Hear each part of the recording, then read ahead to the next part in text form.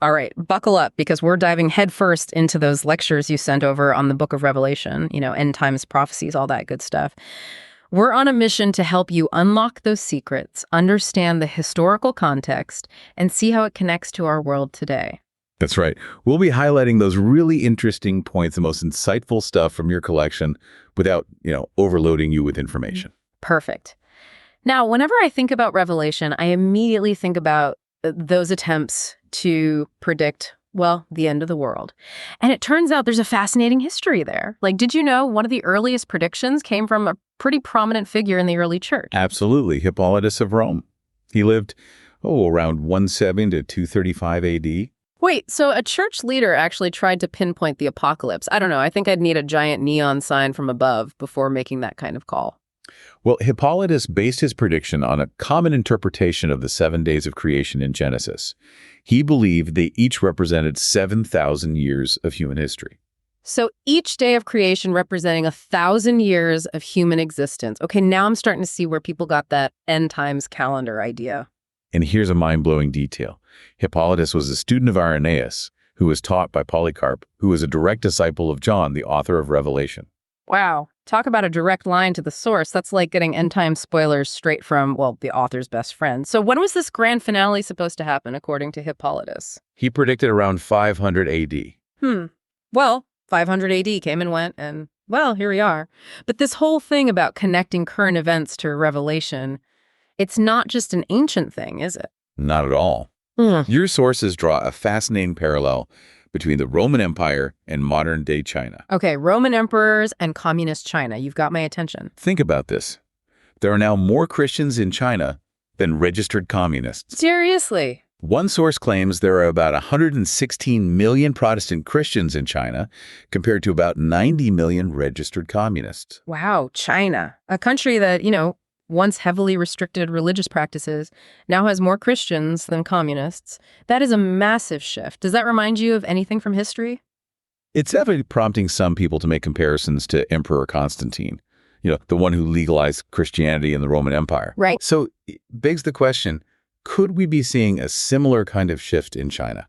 A sort of like Chinese Constantine moment, if you will. It really gets you thinking, is history rhyming in some unexpected way? But hold on, your sources also talk about this king who understood the power of prayer even more than, military might. Oh, absolutely. King Æthelfrid, a 7th century ruler, he actually chose to attack praying monks instead of armed soldiers. Wait, seriously? Yeah.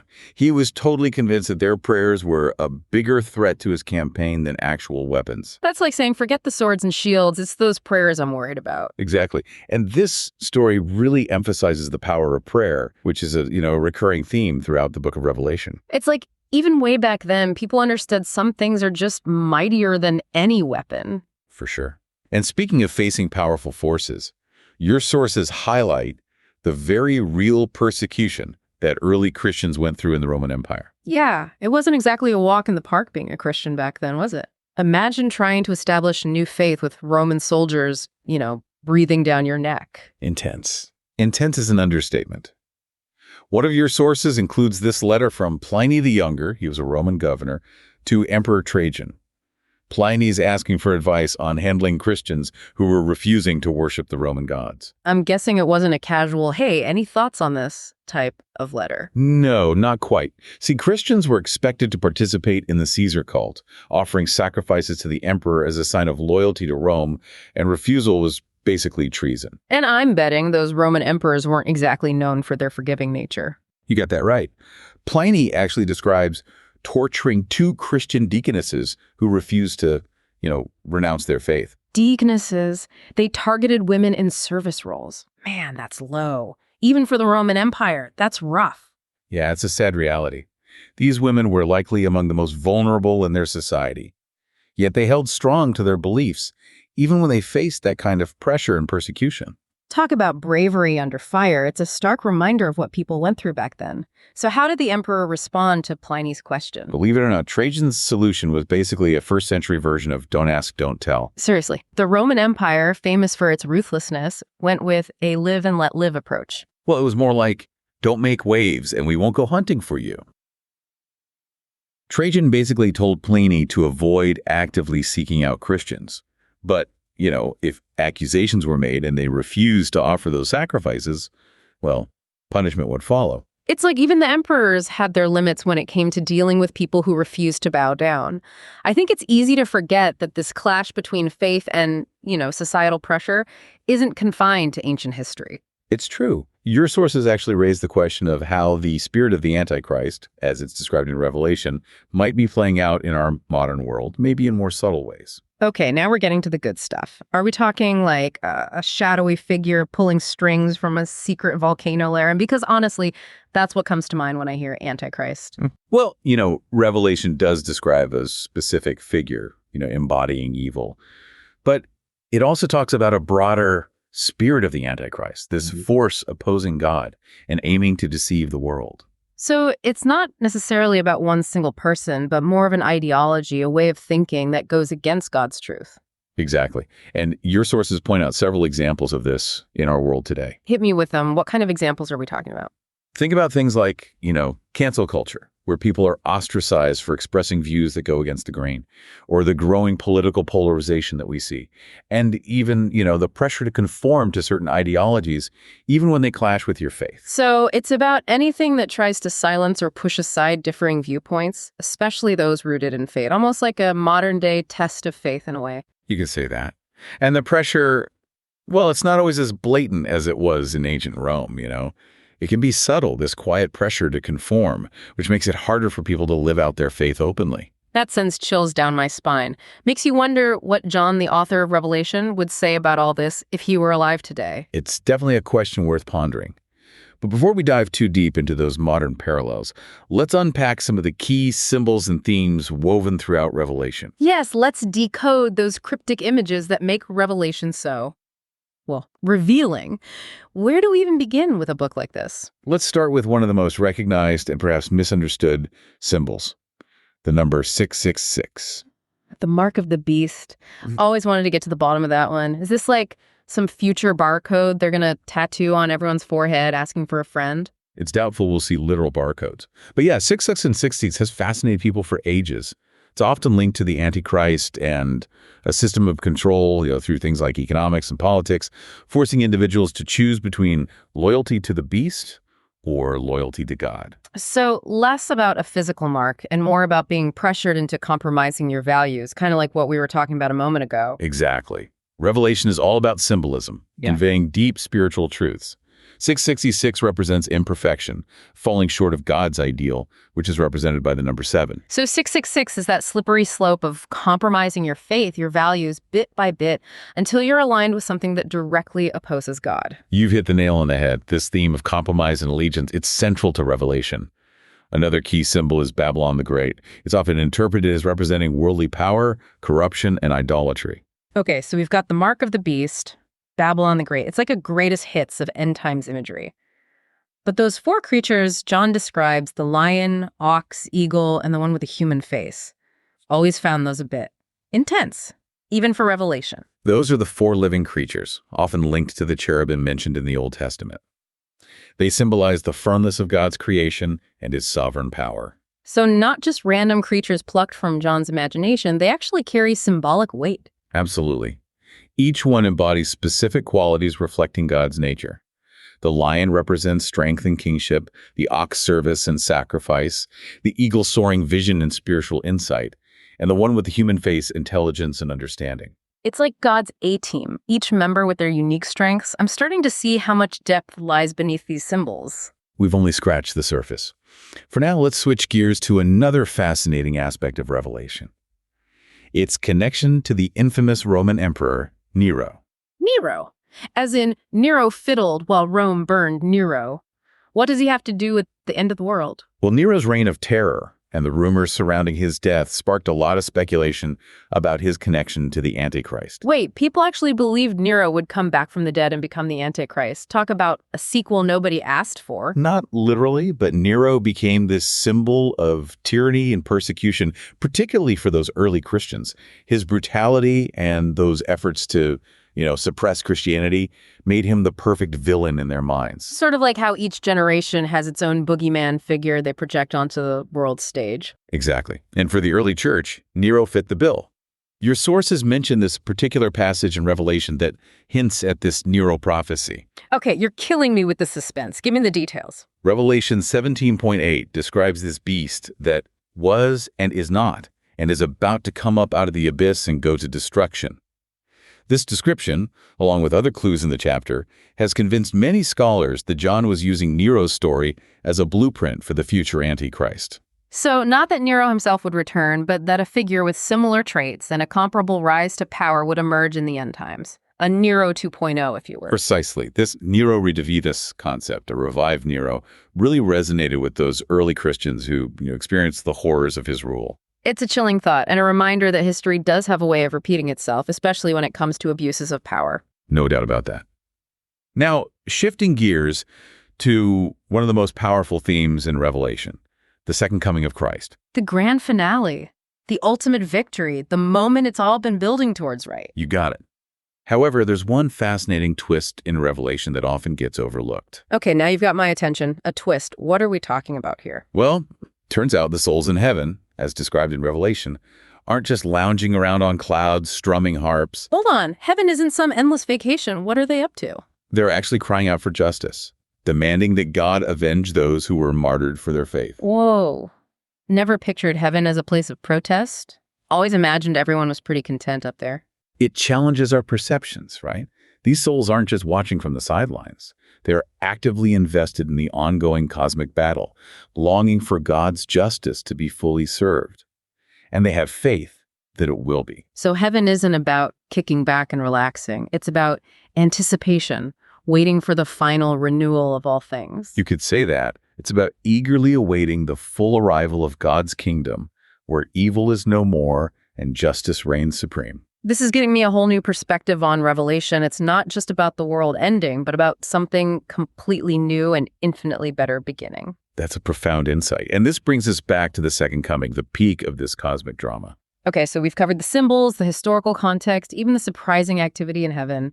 Bring on the second coming. What does Revelation say about this epic event? Well, you've already mentioned the white horses, symbolizing Christ's triumphant return, leading the armies of heaven to defeat evil once and for all. Now, that's an image that has captivated artists and storytellers for centuries.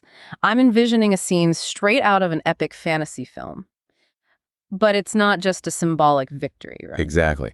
Revelation describes a literal battle, often referred to as Armageddon, where good clashes with evil. Armageddon, a word that's become synonymous with utter destruction, a final showdown of epic proportions. But what does Revelation actually say about this battle? The text is a bit vague about the specifics, like the location, the details, but it definitely points to a decisive confrontation between God and the forces opposing him. So less about a geographical location and more about a cosmic clash between good and evil. The ultimate battle for the fate of, well, everything. That's it. And while the details are shrouded in symbolic language, the outcome is clear.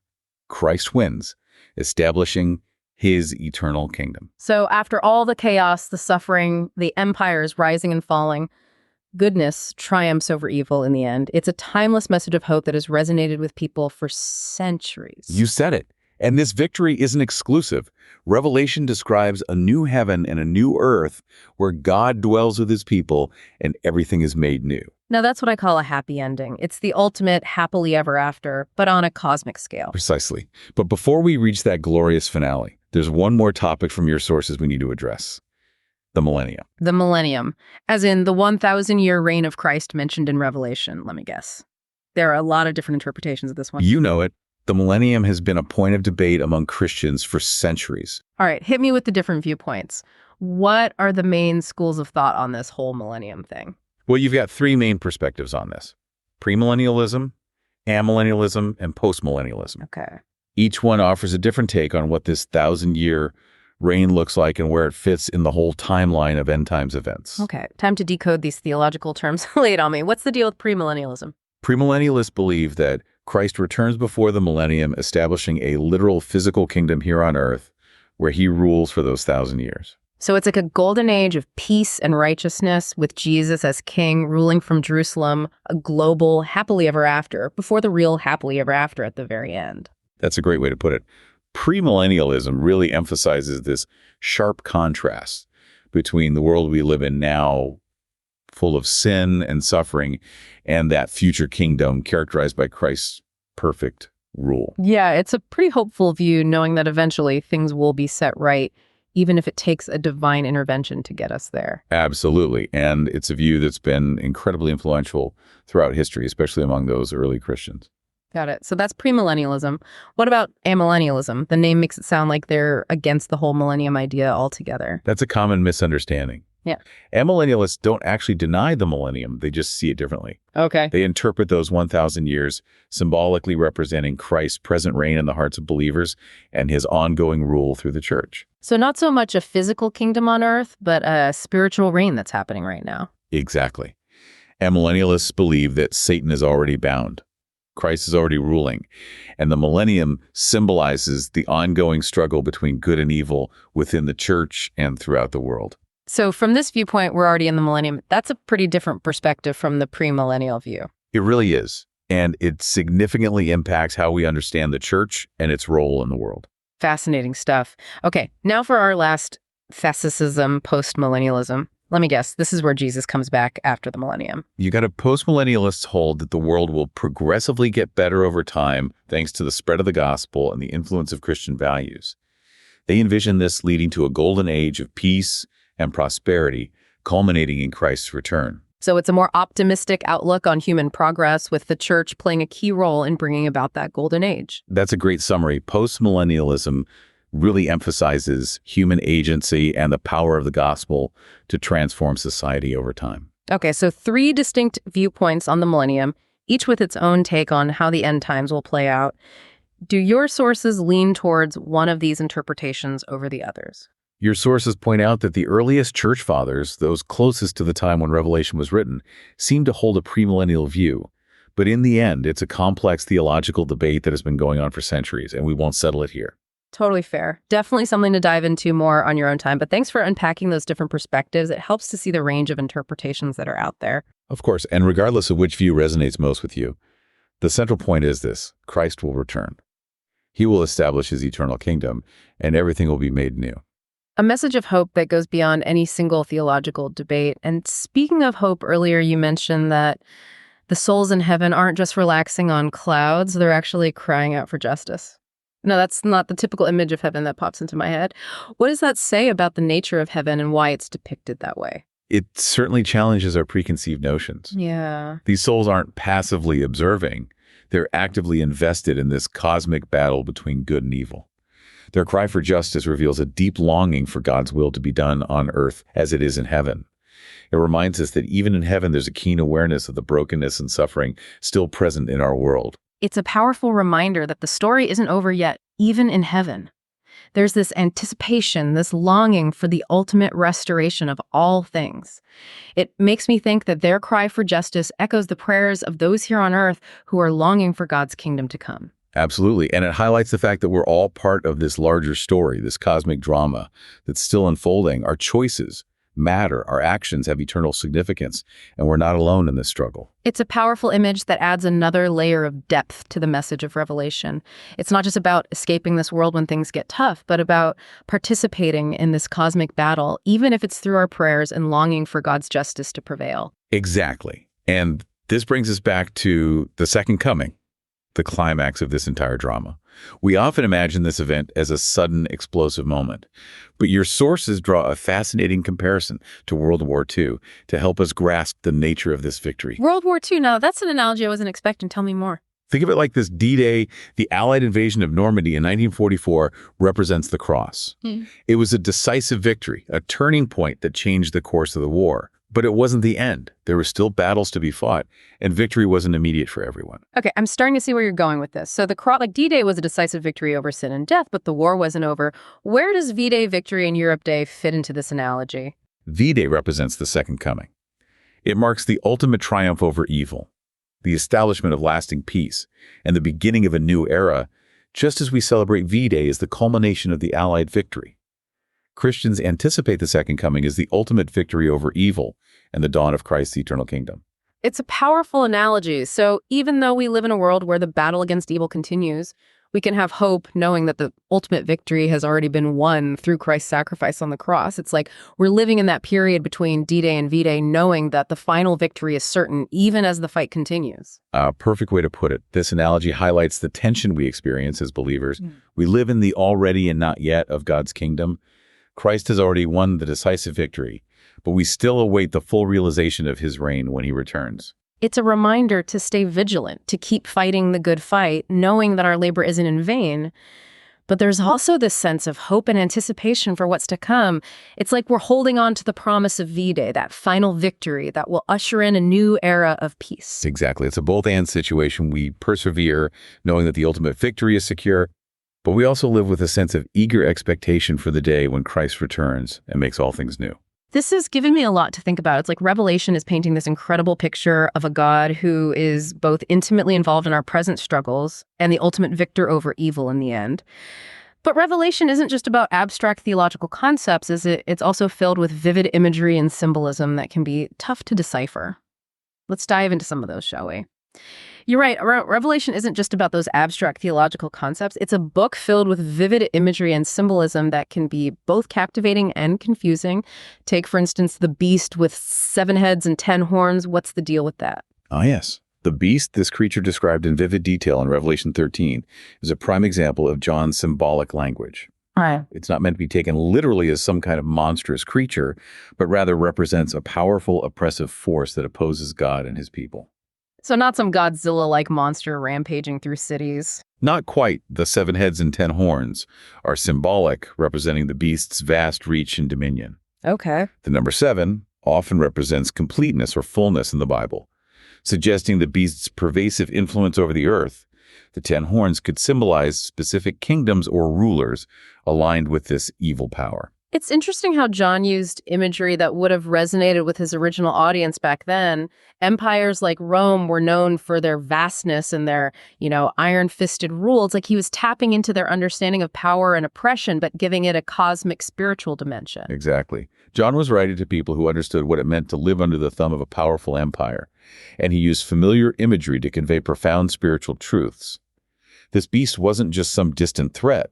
It represented the very real forces of evil they faced daily. So the beast is more of a symbol of the oppressive systems, ideologies, or powers that seek to undermine God's authority and truth, right? Precisely. It's a reminder that the struggle between good and evil is not just some abstract theological debate. It plays out in the real world, the systems and structures that shape our lives. And it challenges us to ask ourselves, where do we see these beasts at work in our own world today? What systems or ideologies are seeking to usurp God's authority and draw people away from him? Those are important questions for each of us to consider. But let's not forget another striking image from Revelation, the woman riding the scarlet beast. Ah, yes, the infamous Babylon the Great, dressed in purple and scarlet and riding that terrifying beast. She's always struck me as a symbol of indulgence and excess. What's the significance of this image? You're on the right track. Babylon the Great, described in Revelation 17, is often interpreted as representing the allure and deception of worldly power, wealth, and pleasure.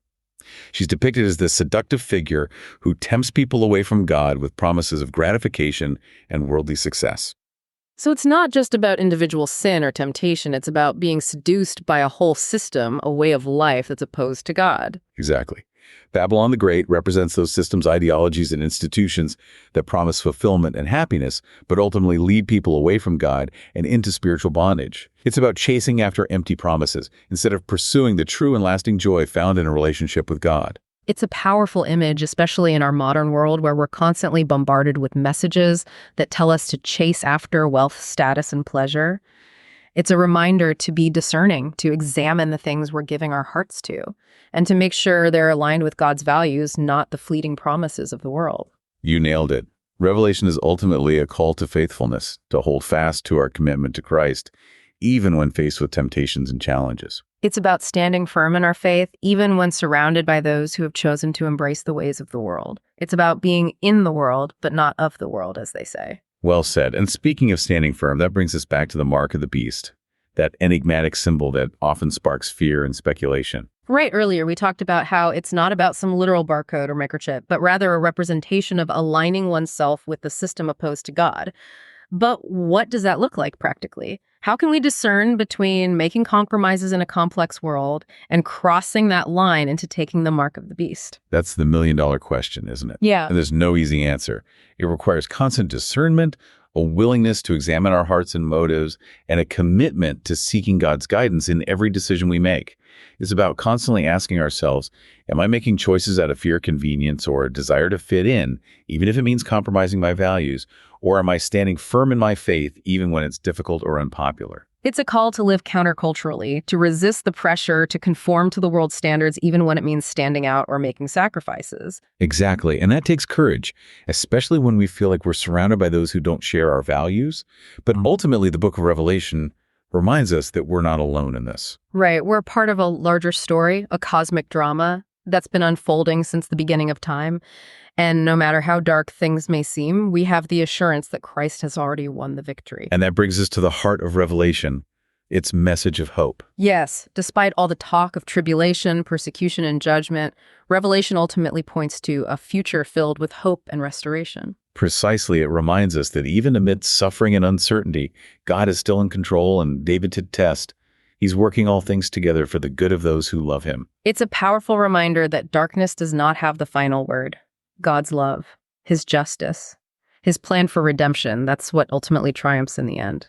Amen to that.